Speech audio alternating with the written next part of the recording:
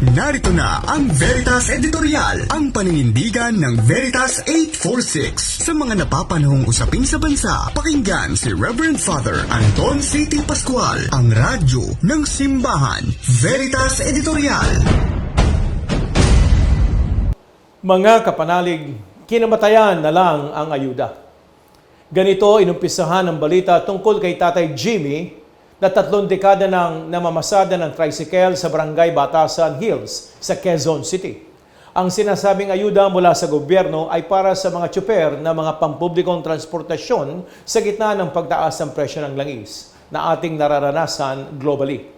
Kasama ni Tatay Jimmy sa listahan ng mga benepisyaryo, pero dahil may sakit at hindi siya pisikal na nakapunta sa distribution center, tumanggi ang DSWD na ibigay sa kanyang anak ang ayuda. Ayon sa kanyang anak, pinilit pa naman daw ng kanyang tatay na pirmahan ang authorization letter na dala niya. May dala na rin siyang medical certificate bilang patunay na hindi posible ang tatay mismo niya ang kumuha ng ayuda. Pumanaw si Tatay Jimmy na hindi nahahawakan ang pangakong ayuda. Sa gitna ng patuloy na pagtaas ng presyo ng langis, maraming Pilipino ngayon ang kagaya ni Tatay Jimmy. Nariyan ang isang jeepney driver sa Quezon City pa rin na nag-seizure habang nakapila para sa ayuda. Nagkaroon daw ng electrolyte imbalance ang tsuper dahil sa matinding gutom. Kasabay niya sa pila ang isa pang driver. Nakalalabas lamang sa ospital pero dahil gipit ay nagtiyaga pa rin kumuha ng ayuda. Noong 1 linggo, niligdaan ni Pangulong Bongbong Marcos ang Executive Order 110. Layunin nito maibsan ang hirap na dinaranas sa mga kagaya ni Tatay Jimmy at iba pang apektado ng krisis. Sa executive order na ito, idineklara ang State of National Emergency sa buong bansa.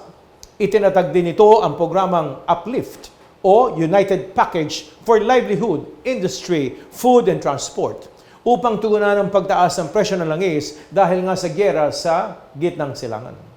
Kasama sa Uplift na programa ng gobyerno ang Energy Supply Management Measures na ipinatutupad ng Department of Energy.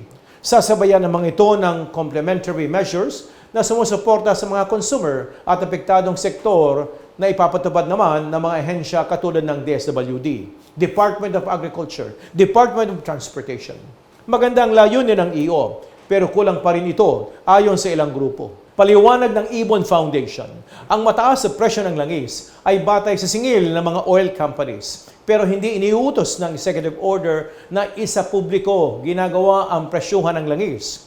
Wala rin itong sinasabi kung ilan ang tutulungang mga transport workers, magsasaka, mangingisda, at kung ano ng klase ng tulong ay ibibigay sa kanila at hanggang kailan.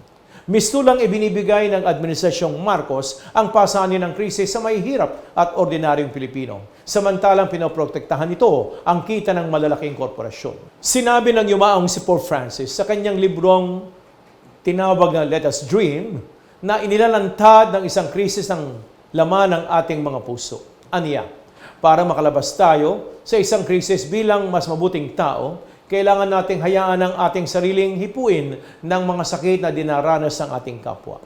Binibigyan din ng mga pampublikong turo ng simbahan o Catholic social teaching na ang pag-ibig at pagtatangi sa mga may hirap, lalo na sa gitna ng krisis, ay mahalagang tungkulin ng mga tagasunod ni Kristo. Kailangan din natin ng mga leader at isang pamahalaang sensitibo sa pasanin ng bawat mamamayan at isusulong ang kabutihang panglahat. Kapanalig, ibinubunyag ng nangyayaring krisis ngayon ang hangarin ng ating mga puso, ang prioridad ng ating mga leader at ang katatagan ng ating mga institusyon.